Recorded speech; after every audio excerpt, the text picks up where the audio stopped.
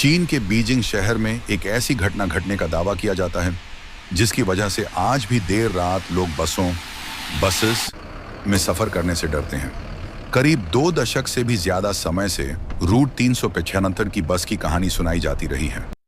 ये कहानी कितनी सच्ची है, साफ नहीं है, लेकिन बीजिंग की वेबसाइट्स समेत कई अंग्रेजी वेबसाइट्स पर भी यह कहानी वायरल है। यह आज भी पुलिस के लिए एक पहेली है। इस घटना को घटे करीब 27 साल हो चुके हैं। इस रहस्य को आज तक चीन की पुलिस भी नहीं सुलझा पाई है। यह एक रात की रहस्यमयी कहानी है जो 14 नवंबर 1995 को घटी थी। यह कहानी चीन के बीजिंग से शुरू होती है। नवंबर का महीना था, ठंड भी काफी ज्यादा थी और बाहर कोहरा भी था। उसी रात रूट नंबर 395 की एक बस चलती है। चीन की बस नंबर 395 अपने निर्धारित समय पर युनमिंग हुआन्स बस टर्मिनल से शांगशान फ्रेग्रेंट हिल के लिए निकलती है। बस पूरे यात्रियों से भरी हुई थी और कुछ किलोमीटर चलने के बाद बस से धीरे धीरे यात्री अपने अपने बस स्टॉप पर उतरते चले गए। अब बस पूरी तरह से खाली हो चुकी थी। बस में अब एक ड्राइवर और एक महिला कंडक्टर बच गई थी। फ्रेग्रेंट हिल का सफर अभी लंबा था क्योंकि अभी और 7 स्टॉप बचे हुए थे। लगभग आधी रात का समय हो चुका था। चारों ओर सन्नाटा पसरा था और जिस रास्ते से यह बस जा रही थी वह रास्ता भी गांव और जंगलों के बीच से होता हुआ जा रहा था। 1-2 स्टॉप के गुजरने के बाद बस नंबर 376 समर पैलेस के बस स्टॉप पर रुकती है। यहां पर एक वृद्ध महिला, एक 19 साल का लड़का और एक कपल चढ़ते हैं।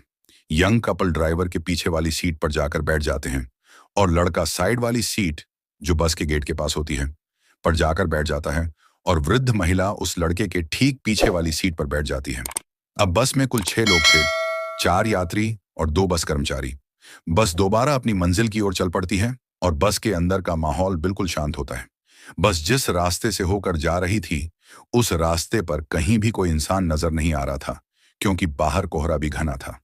लगभग 4 स्टॉप गुजरने के बाद बस के ड्राइवर को 2 लोग सड़क किनारे खड़े नजर आए। ये देख पहले तो ड्राइवर ने सोचा कि बस को नहीं रोकूंगा क्योंकि वह जहां खड़े थे वहां कोई बस स्टॉप नहीं था, लेकिन महिला कंडक्टर के समझाने पर ड्राइवर ने बस रोकी। महिला ने कहा कि ये इस रूट की आखिरी बस है और उन्हें कोई दूसरी बस भी नहीं मिलेगा। बस रुकते ही वो 2 लोग बस के पीछे वाले दरवाजे से अंदर दाखिल होते हैं। मगर तभी हैरान कर देने वाली बात यह हुई कि बस में सफर कर रहे यात्रियों और बस कर्मचारियों के होश उड़ गए। उन्होंने देखा कि बस में 2 नहीं बल्कि 3 लोग दाखिल हुए थे। उनमें से 2 व्यक्तियों के चेहरे बिल्कुल सफेद थे। तीसरे व्यक्ति को उन्होंने अपने कंधे के सहारे देकर खड़ा रखा था।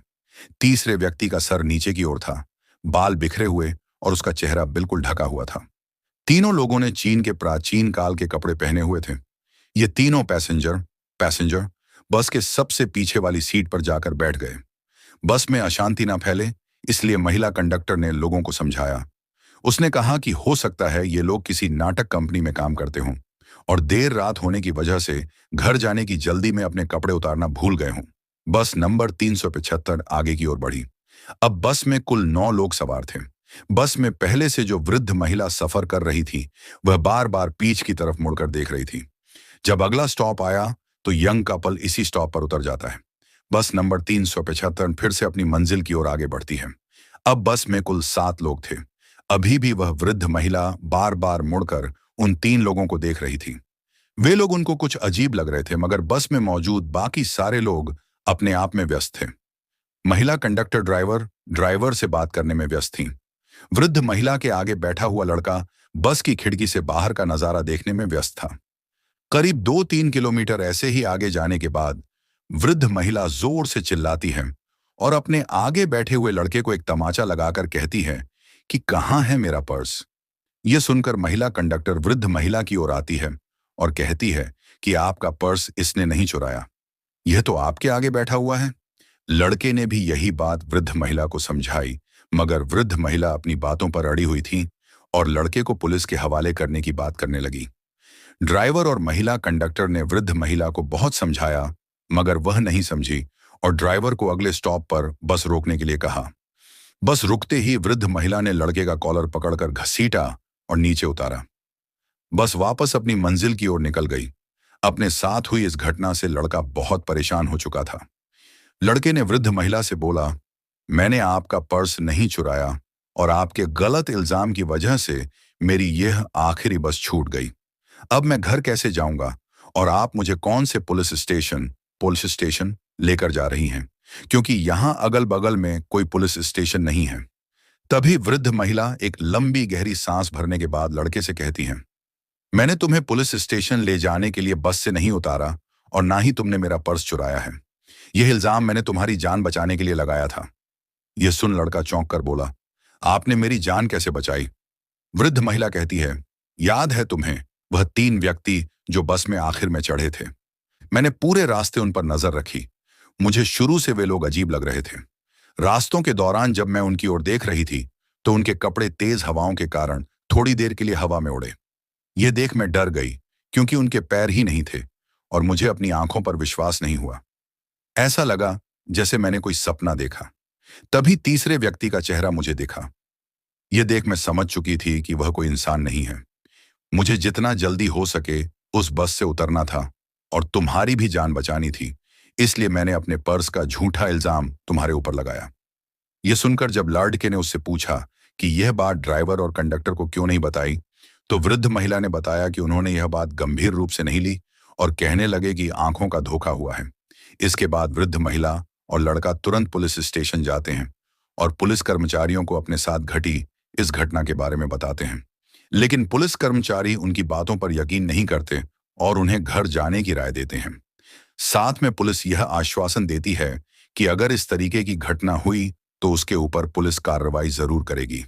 वृद्ध महिला और लड़का अपने अपने घर चले जाते हैं और अगले दिन सुबह 15 नवंबर को पुलिस को सूचना मिलती है कि युएन मिंग ह्वान्स बस टर्मिनल से फ्रेग्रेंट हिल तक जाने वाली रूट की बस नंबर 375 गायब है। वह अपने निर्धारित बस टर्मिनल अभी तक नहीं पहुंची।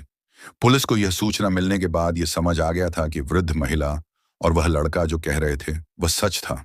तुरंत पुलिस वृद्ध महिला और लड़के को पुलिस स्टेशन बुलाती है और उनकी बताई बात को रिकॉर्ड करती है। देखते ही देखते पूरे चीन के बेजिंग में यह खबर आग की तरह फैल गई कि रूट नंबर 375 की बस गायब है। पुलिस की काफी मशक्कत और छानबीन करने के बाद भी बस नंबर 375 की कोई जानकारी नहीं मिल रही थी।